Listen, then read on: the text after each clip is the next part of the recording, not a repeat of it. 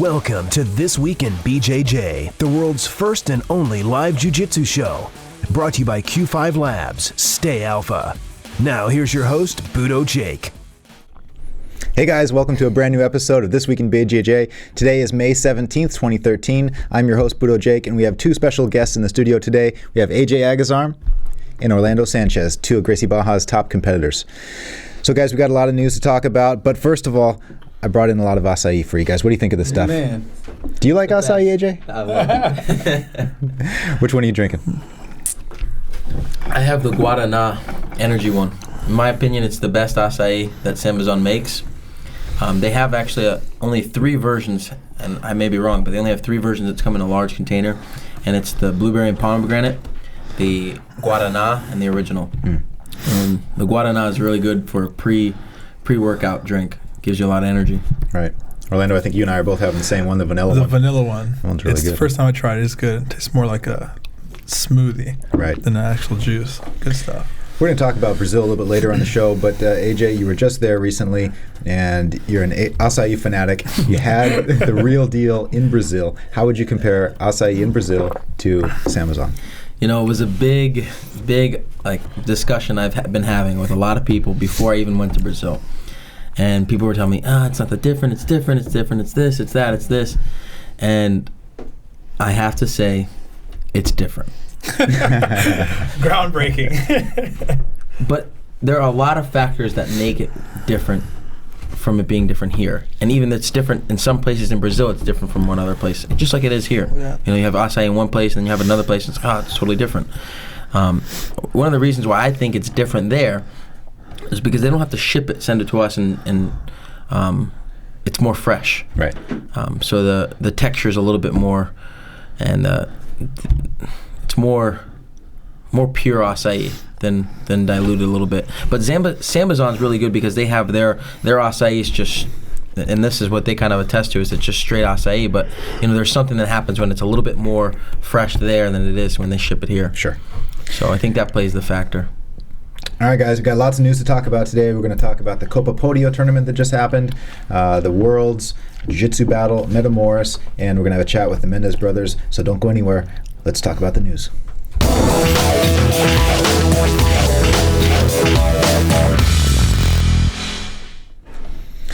So the Copa Podio just happened in Brazil. Did you guys watch any of that? I did. What did you think of the tournament? I thought it was pretty well ran. You know, it just the competition was not really anything to mess with. Yeah. Leandro Lo won the whole thing. He beat a bunch of guys: Diego Borges, Brandon Magana. He beat Clark Gracie, Juan Kamizawa, and he beat DJ Jackson. So no easy road for one guy in the tournament. Leandro Lo's no joke. And what do you guys think of Leandro Lo? Orlando, you've had the experience of competing against him. Yeah, he's an awesome competitor.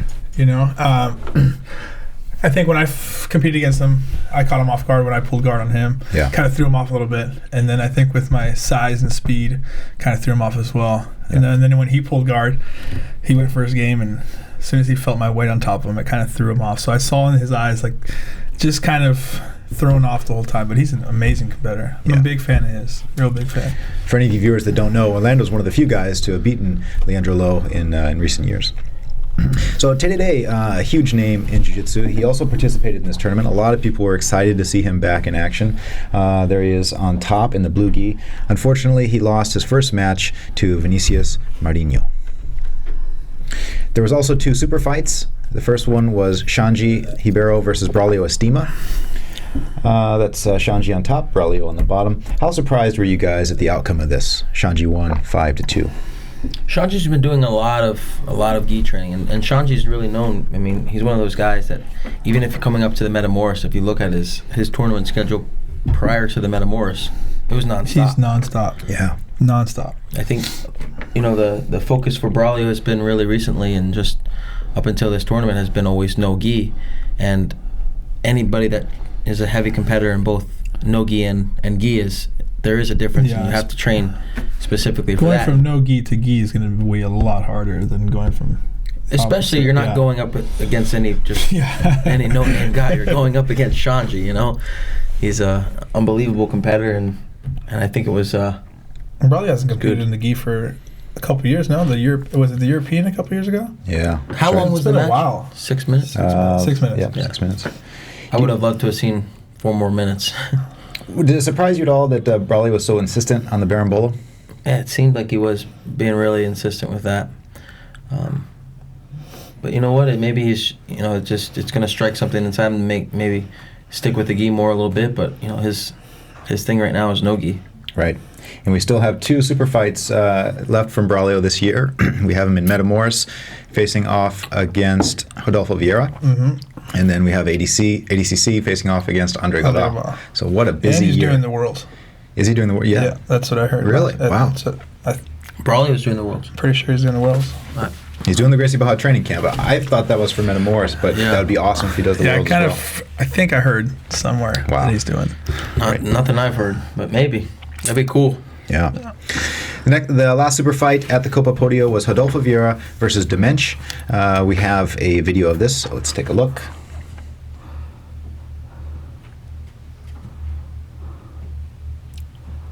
Rodolfo in the blue. That's Leo. Yeah.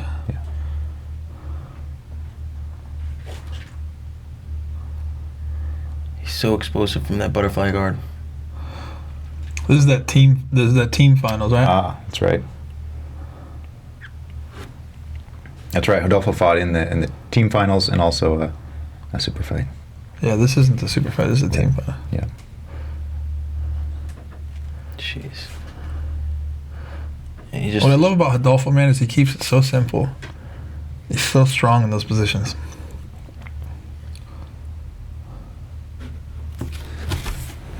Here you have Rodolfo going for the Berimbolo.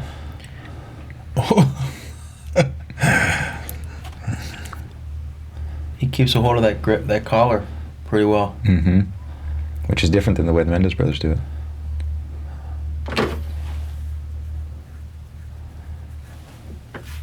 Yeah, it seems like almost anytime anybody goes for the Berimbolo and then they get to that position where they have to just put the arm over the stomach, the chest, it's solidified. Mm. Nice.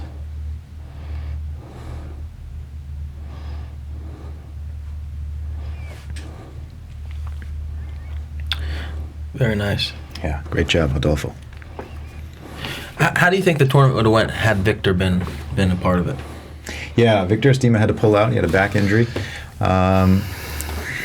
Victor's he's a competitor. He's a tough competitor. Might have been. He's been on fire lately too, man. Could he have stopped Leandro Lo? I would have liked to seen Victor in the tournament, and just one of those things that you can always just say, man, what if they were competing against each other? What if it was this? And I wish it could have been this, but Right. It'll happen again. Unfortunately, how small it is. We'll see Victor at the end of the month at the Worlds. Speaking of the Worlds, we have a promo clip of the Mendes brothers. We went down there a couple weeks ago and talked to them about their training for the Worlds. Let's take a look at the clip.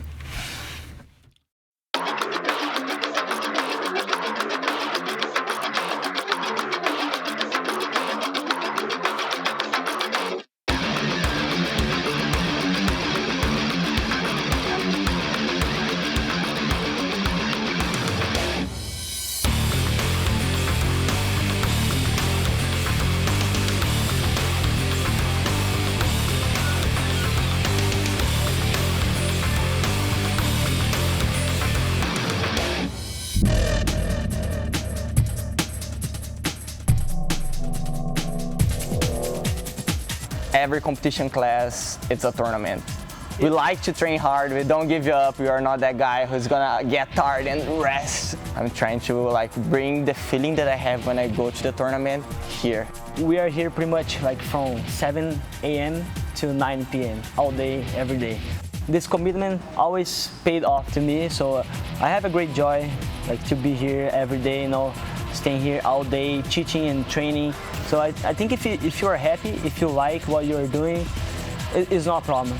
Every year I feel better because I have more experience, and it's not like we are getting old and we don't train hard anymore. We are very young, I have 23 years old, he's 25, so we started very young. So that's why now we are black belt, even we won the world 3 times. It's not like we are old generation. No, like we're still young. I want the gold medal more than anything, but I want to fight better than I could fight all the years before. Like, I want to go there and show like different techniques. I want to try to finish all my fights. Always trying to improve my jiu-jitsu, show like that show the work that I have been like doing here. You have to train even if you're tired. No, there's no way no, today I'm gonna rest. No, you gotta stick to the schedule. So that's the hardest part. But we are super happy. I would not change anything in my life. No. Me too. Super happy. So we have a lot of things to do. Don't think we're gonna stop.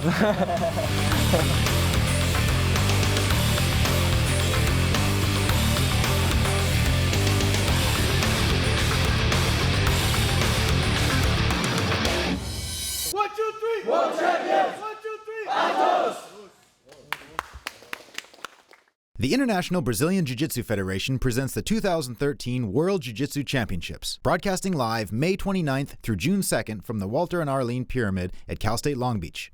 For more information, please visit BJJFTV.com. Wow, that was a hell of a training camp, huh? Looked like a lot of people. Yeah. Speaking of training camp, you guys have been participating in the Gracie Baja camp. How's that been going? It's been going really well. Who else has been there? Who's there? Victor's there. He just got here. Charlie from England. This guy right here, Florida boy. Myself. What other guys are there? Man, we have Ignacio. A lot of people. Ignacio. Rodrigo. A lot of guys are still coming. Who just won the That's right. He just won the Brazilian Nationals, middle heavy. Yeah. Master Carlos is there. He was here. He just arrived. Got there, yeah. He was here yesterday and today. I have a nice black eye from the training, so you can tell it's pretty tough. What's the format of the camp like? It's all ran by Zay. He kind of has control of the organization of how it's set up.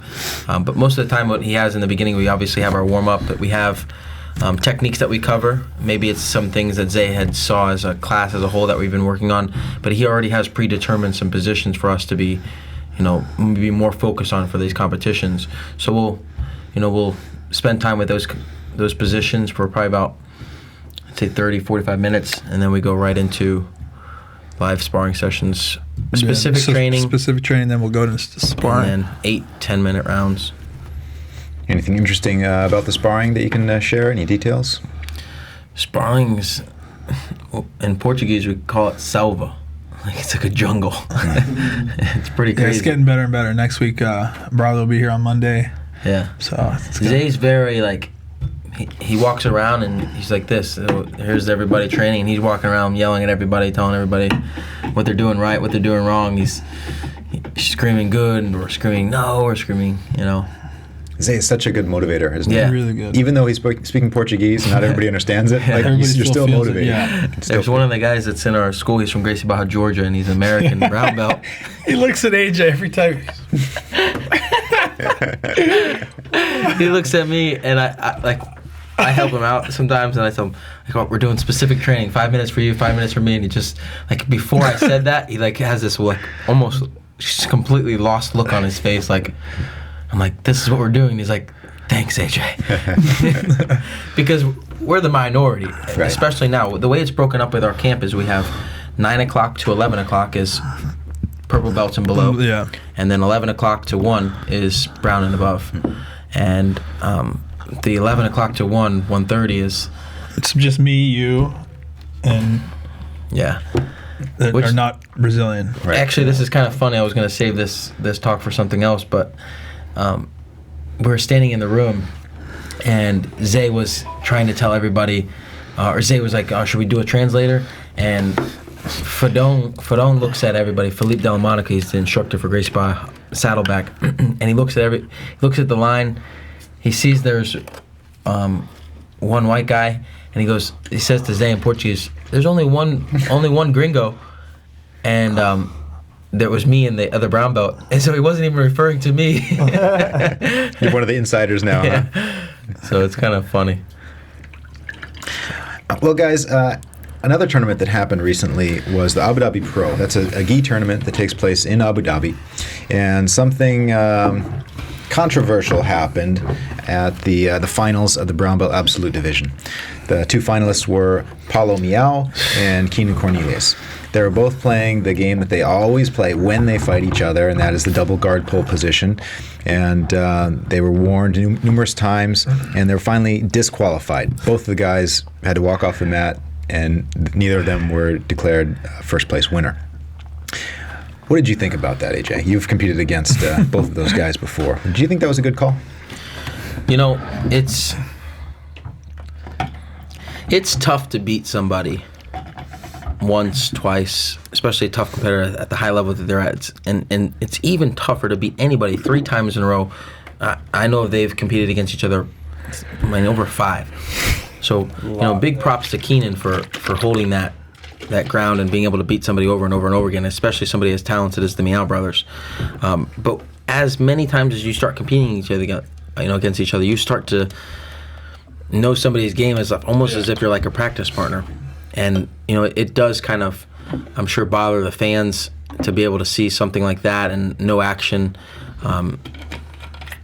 When you have 3 warnings and you don't do anything with those warnings, I think that kind of falls on the competitor. But you say no action. Do you think that there was no action in that match? There were a lot of controversy points where the ref, made some things, and especially the competitors. It's just one of those things that you have one end of the spectrum and one totally different end of the spectrum, and you can try to reason one way, you can try to reason the other, but at the end of the day, people come to watch a jiu-jitsu match, and if people are constantly playing with, open guard, and that's one of the things you have to look at it from the competitor's point of view. They've been competing against each other a very long time, numerous times. They know each other's game really well. They pull guard, and it's a struggle. Yeah. If you look at, most people say, they're playing footsies, they're doing this, they're doing that. I look at the match, and I see they're fighting for a lot of positions, and they're forced to put in behind those pulls and those changes it's no joke. If I take you, I sit down with a guard with you, and put you with Keenan to fight on the guard on your tush, you're gonna have some hell to pay. Yeah, it's not an easy position, but I think that strength and that force that they're putting in that position, they could be putting in other positions that are more appealing to the eye of the spectator. Right. Yeah, because they both have super exciting matches all the way up until the final match, and they just both know that they both want the bottom position. Yeah, and everybody's been critiquing Keenan as he's boring to watch now. He starts in the bottom, stays in the bottom, but like you said, he has a lot of a lot of other matches with many other competitors that are, amazing, him attacking, him taking down. But like I said, when you have somebody that you competed with a long time, with numerous times, and they're very good, you get all this build up. You're like, this person's so good, and then they go against each other, and you're like, oh shit. That wasn't as exciting as we anticipated it to be. Right.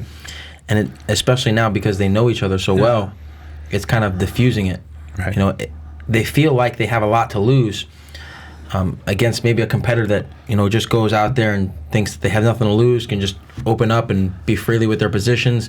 You tend to see more action, and that's kind of more appealing to the crowd.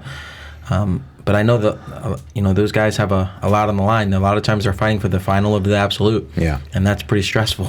Yeah. You talk about the crowd, and it was clear that the crowd supported that opinion. There was applause in the audience. Yeah. The spectators don't want to see that. Yeah. But I disagree. I don't think that they were stalling. After each stalling warning, they were aware that they got the warning, and they sped it up. They were going for knee bars and toe holds.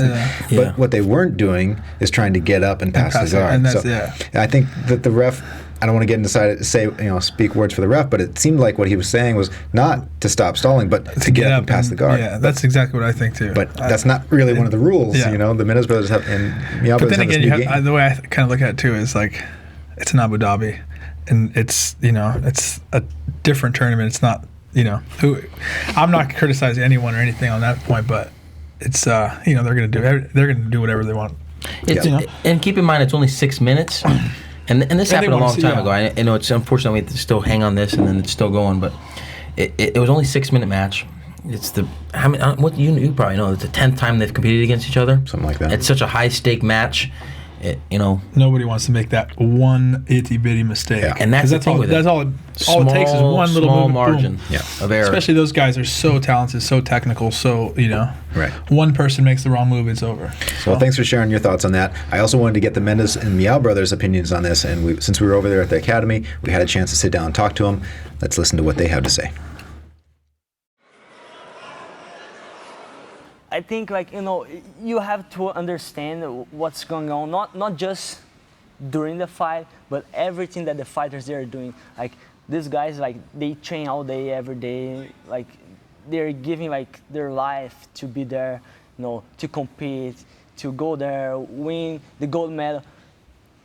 A lot of times not think about the money, but more about the gold medal, because it's it's the dream, to be champion, to be the number one. It's not about the money. Yeah, when we are there fighting, you are not thinking about the money. You are just thinking about the victory. I was watching the fight, and of course they're the best brown belts now. So when they fight, we'll not be and get the submission. It's a tough match. So the referee, he needs to understand that it's a really tough match. Okay, we will not be one guy go there, we smash the other guy, pass, get them out, and get the submission. It will be a tough fight. It will be advantage, few points. So the referee needs to understand that. I think it's not nice. In 6 minutes, the guy, boom, DQ. He needs to understand what's going on. Yeah, and I watched the fight.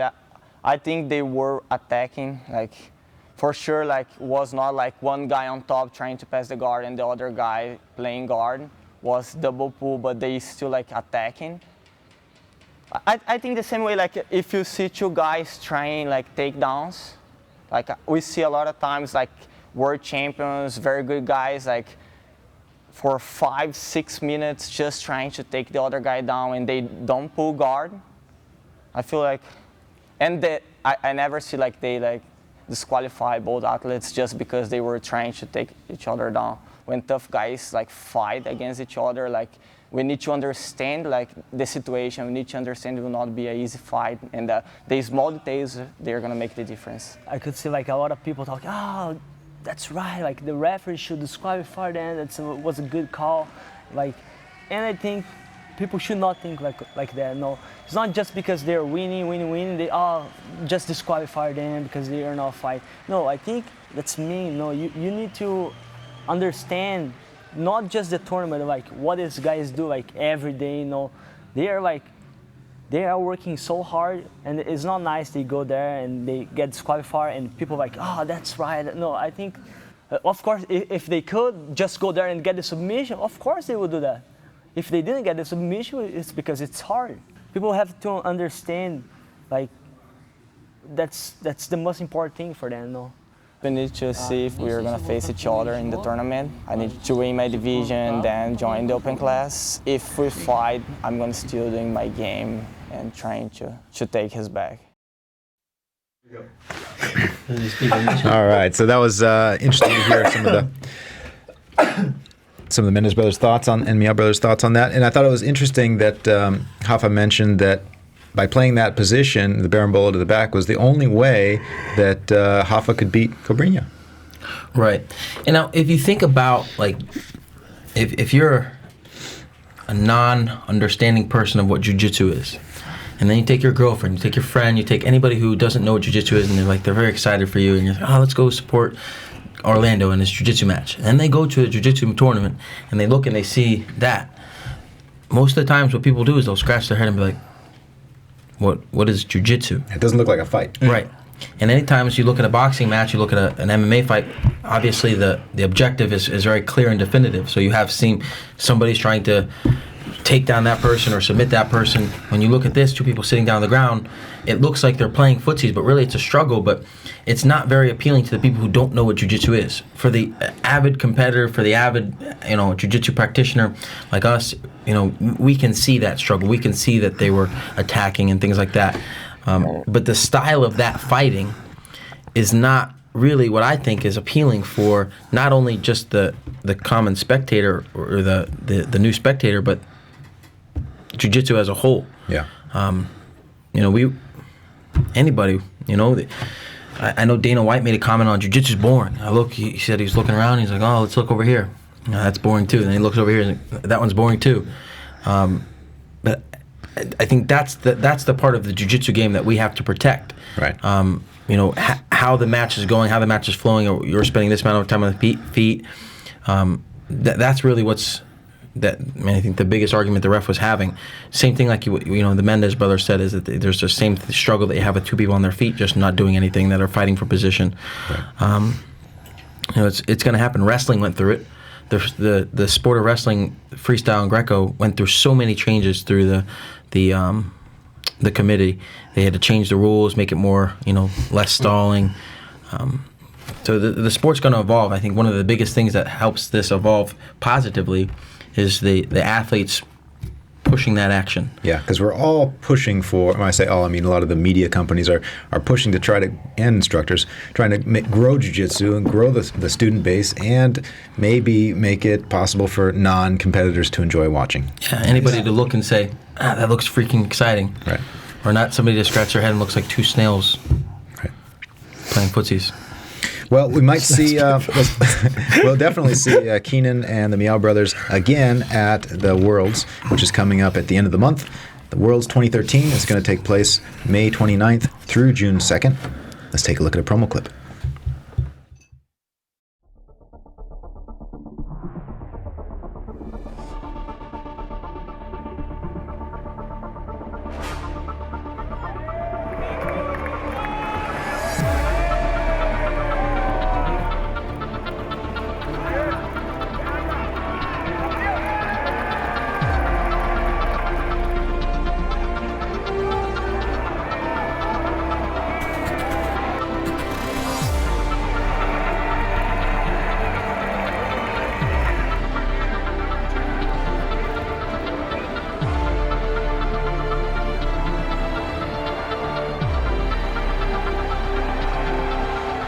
The International Brazilian Jiu-Jitsu Federation presents the 2013 World Jiu-Jitsu Championships, broadcasting live May 29th through June 2nd from the Walter and Arlene Pyramid at Cal State Long Beach. For more information, please visit BJJFTV.com.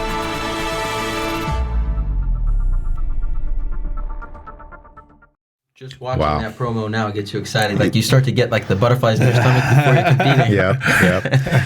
For any of you guys that haven't watched a Worlds event, you gotta watch it. If you can only watch one day, Sunday is the day to watch. But there's black belts on Saturday. There's a lot of good brown belts. What brown belts on Friday? Maybe Friday. Yeah. Yeah. So there's a lot of Friday on Saturday. Yeah. Mm-hmm. So much excitement to watch. And this year it's going to be on IBJJFTV.com. That's where you can go to purchase your tickets and to watch it live. So looking forward to that. Two more events we need to talk about. One of them is an event called the Jiu Jitsu Battle. This is the third one that they're going to have. It'll be on June 8th, and it's going to be held at the Graffiti House, LA. Have you guys seen this venue? I went there, yeah. It's so cool, man. It's an amazing venue, huh? It's really cool. It's a really cool event because they give exposure to some of the lower belts. This one's going to have purple belts and brown belts. The purple belts is going to be lightweights and heavyweights. And there's a lightweight division and a heavyweight division. And check this out. The winners of each division have to fight each other. That's cool. That's real cool. That's a match that you wouldn't normally see. That's real cool. And then we have some exclusive news here that hasn't been reported anywhere else. In the brown belt division, we're going to have Paulo Miao, Sinistro, Gary Tonin, Vitor Pachal, and Felipe Cesar Silva. Nice. AJ, how come you're not in there? They approached me, but there's maybe a belt change post the Mundial, so... You're going to get demoted? Yeah, I think so. Poor guy, man. Purple. Right. And it looked like a really cool event. They did reach out to me, but, I'm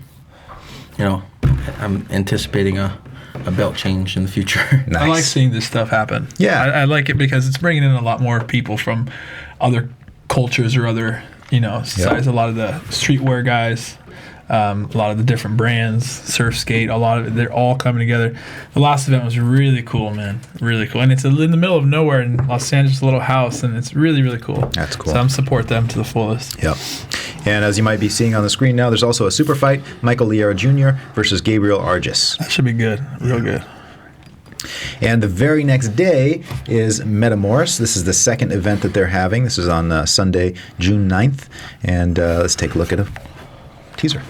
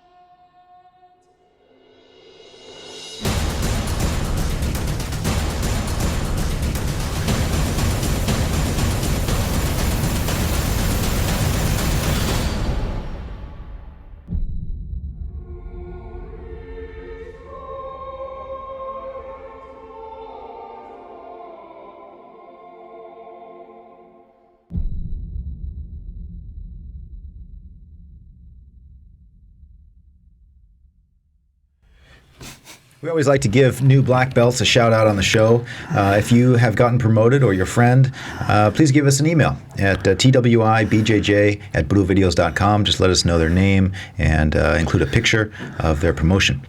Three guys that got promoted recently. One was Sergio Machado. He got promoted on March 6th by Ricardo Feliciano from Checkmat.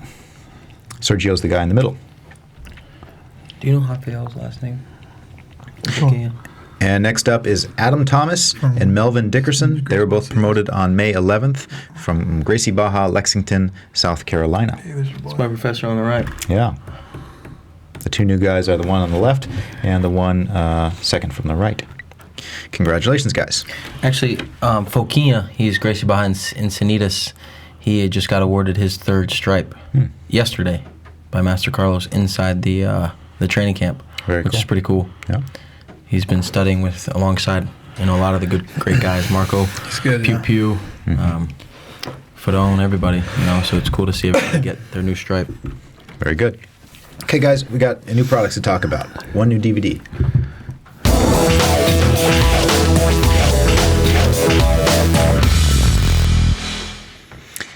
There's a fellow teammate that you guys might know named Magid Hage. He has a DVD coming out at the end of the month. It'll be available in the App Store for iPhones and iPads and also on DVD. And it's all on his specialty move, the baseball choke. Let's take a look. He doesn't stop trying it. Dude.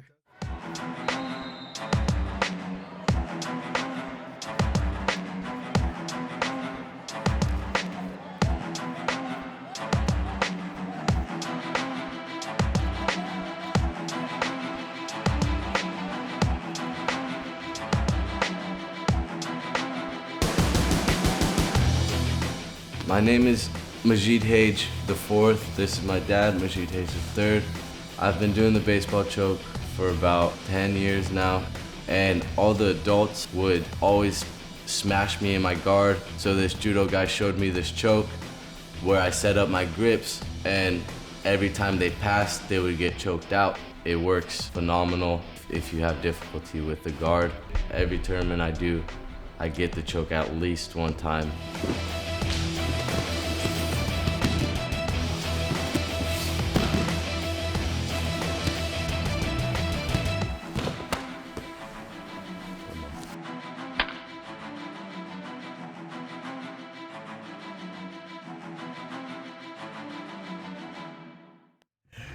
So you guys have trained with Magid quite a bit, I'm sure. And competed against him. Oh, really? Yeah, we competed against each other in the long open. And he tried that exact move on me. So the DVD for how to escape the baseball bat choke is coming out. Do you guys ever use that choke in your training? No, but he does. Yeah. And it's amazing to see him have so much success at the high levels. Unbelievable. So that'll be out at the end of the month. Okay, guys, don't go anywhere. We're going to be right back, and we're going to talk to these guys about their recent trip to Brazil. Okay, guys, my name is Samuel Braga. I'm here today to show some cool techniques, special techniques on a berimbolo. This Edwin Najman, my good friend, came here to help me. We're going to be showing all these different special techniques never seen before, which today is the most popular technique used by many people in tournaments, training. Is the most hot topic right now is the berimbolo. So check it out. I'm gonna show some cool techniques.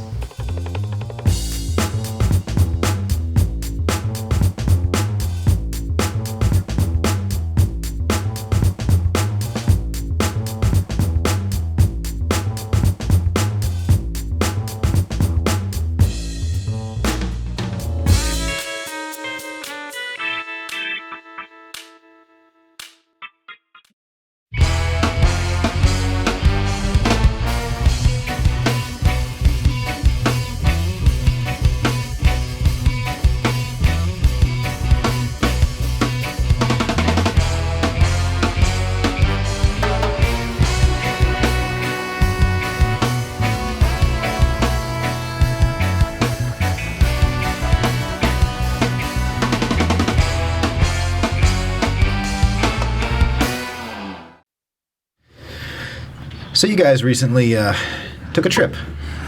Why did you guys go to Brazil? Pause. This is my third assay of this sitting.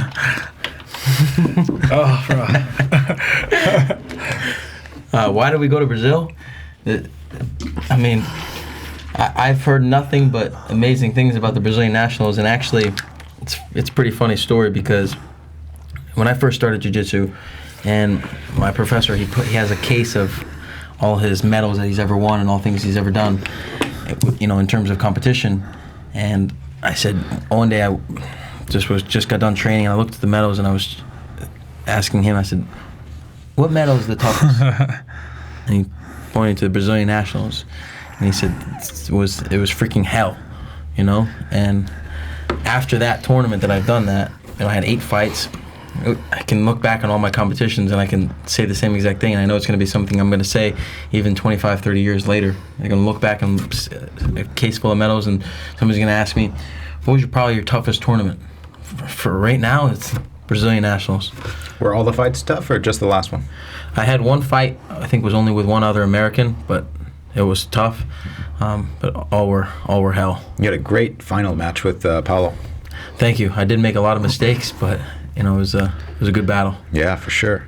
I mean, you got to love AJ's matches. If you haven't seen any of them, check him out on YouTube. He's always pushing the pace. Looking at it, man. He just does not give up.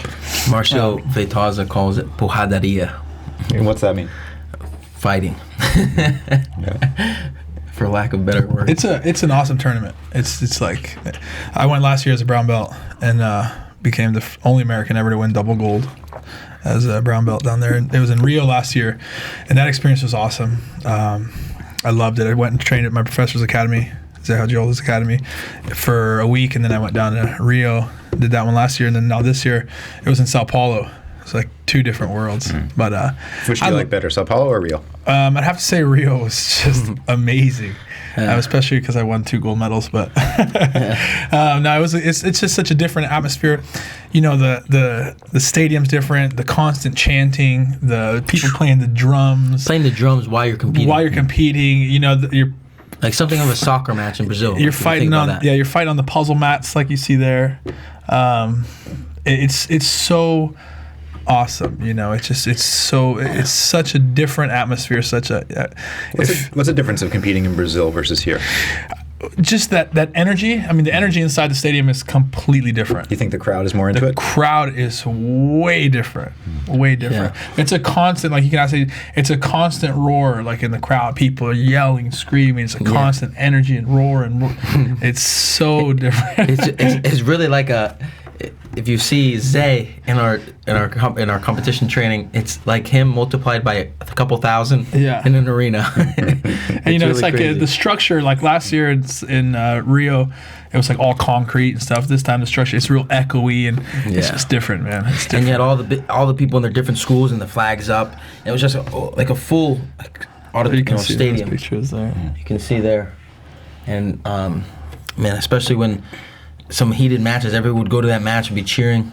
But one thing that I thought was really cool, I mean, if you're just talking about you and I, is that you had won the Brazilian Nationals, the brown belt, and the weight the year before. Yeah.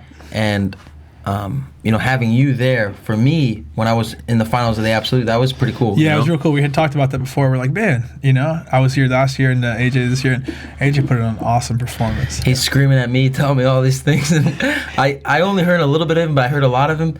But the majority of what I heard is just a lot of Portuguese. It was funny because when I would scream it, and when I would coach AJ in English, everybody would look like, because it was only 2 guys speaking English in the whole, so everyone's looking at us, It's really funny, man. We had a good time. That's us watching Iron Man 3. Homem de Ferro 3. Homem de Ferro 3. But it's awesome, man. If you're a competitor and it's something you love to do, and like, you have to go down to Brazil. Not even just Brazil, international competition at some point in your competition career. If you don't, But there's something special about going to Brazil and seeing where it all started, and it's really cool. After having gone there, now you come back. Does it affect your training at all, or your mindset being back in America training? I miss America.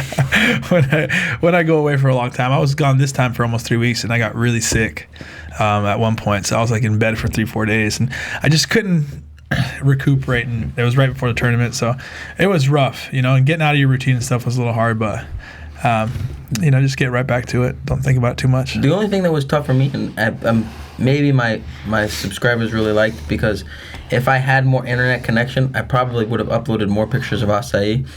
But the internet connection is not very everywhere you go. You try to connect to Wi-Fi, but man, it's a jiu-jitsu lifestyle. When you go and you compete and you travel the world and you see different things and you see new places, it's amazing.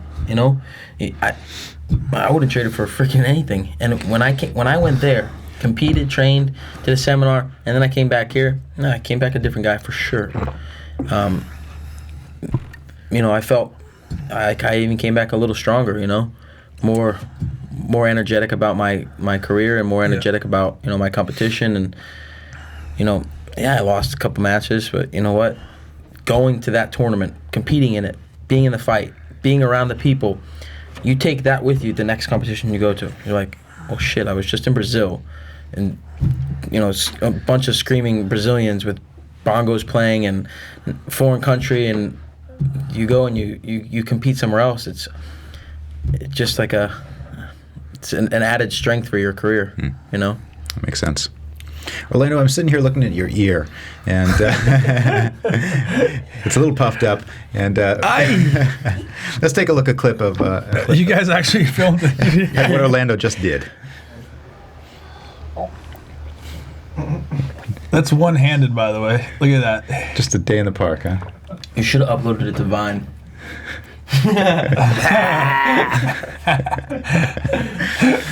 Nice. Hey, that came out really good, actually. Cauliflower ear, and most people look at my ears and they're like, that's really bad. You must have been a really good wrestler. Or must be really good. You must be really good at jiu-jitsu or boxing, whatever it is. People simulate my ears to be associated with, and my ears got as bad as they were. Not from fighting, not from jiu-jitsu. Of course, that's where they started, but sleeping. Yeah. So they would be like this, and then I would go to bed, and I'm a tosser and turner guy, and I'd wake up, I'd syringe it, I'd pull out all the blood, and then I'd go to bed, and I'd wake up with it, and it was just a non-stop battle of that, going, draining it, exploding back up, draining it, exploding back up, and then after a while, it becomes hard, and you have now just a permanently affected cauliflower ear. Right. But it's cool. You don't need to wear a jiu-jitsu t-shirt to advertise the fact that you train. Yeah. Okay, guys, let's take a look at a viewer email.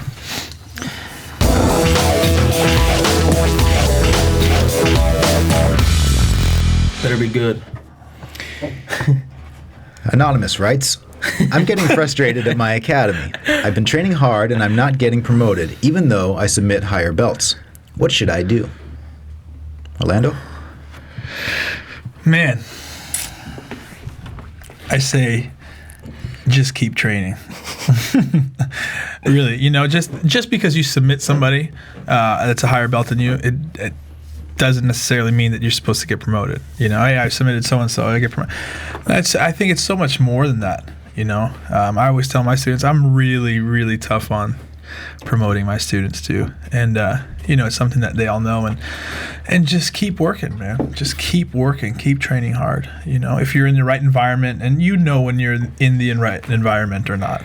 If you're in the wrong school, wrong instructor and stuff, you know that you need to make a step to go somewhere else, or so on and so forth. But if you're in the right environment, you're in a positive environment, you're in an environment where everybody, including your instructor, your training partners, everybody's trying to push you to become better, then I suggest if you're in that environment, you stay and you work hard. You keep training hard. You keep training hard. You stay humble, stay respectful, keep training hard, keep learning. Now, if it's not that kind of environment, then it's something that you need to reassess.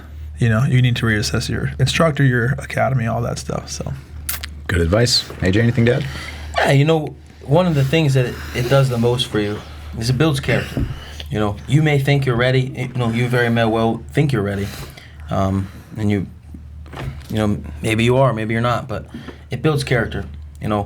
You could go into a class and you think, today's I'm going to get my purple belt, or today I'm going to get my brown belt, and then you go to the class and the professor does the lesson, and then after the class he says his things, and nobody gets promoted, and you kind of walk away and you're like, you're training for the wrong reasons. You're training for just to get a belt, and in my opinion, and I'm not saying this is correct, it's just my opinion, you have to train for the art. You have to train for what it represents, and that anything that's associated with it just comes. Yeah. You know, the belts will come, the competitions will come. They'll come. You know, people will come and go. Training partners will come and go, and you're just training because you're learning an art. You're learning a lifestyle. You're learning a way of life, and I'd be less concerned about the color of your belt and more concerned about, you know, what you're getting out from those competitions and those training practices and even the classes. You know, I've been more than blessed to have an amazing professor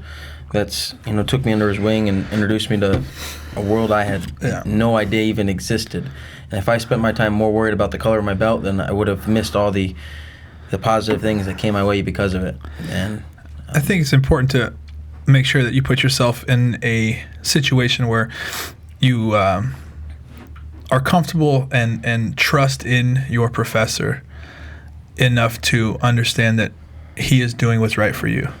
Yeah. And I think that you know, like a lot of my students will tell you that I treat everyone individually. Everyone gets individually promoted, according to who they are, what their goals, all the stuff, their journey, all that stuff, you know. For as long as I've been doing jiu-jitsu, I've been so anxious to have a black belt and fighting in the black belt division. Yeah. Even now, I still say the same thing. But I know it's inevitably it's going to happen. It's going to get to a point. Exactly. You know, Master Carlos says it's the black belt is just the white belt who never stops training. If you don't quit, exactly. You're gonna make it. I get anxious to compete at the next level all the time. You know, even when I was a purple belt, I was a blue belt.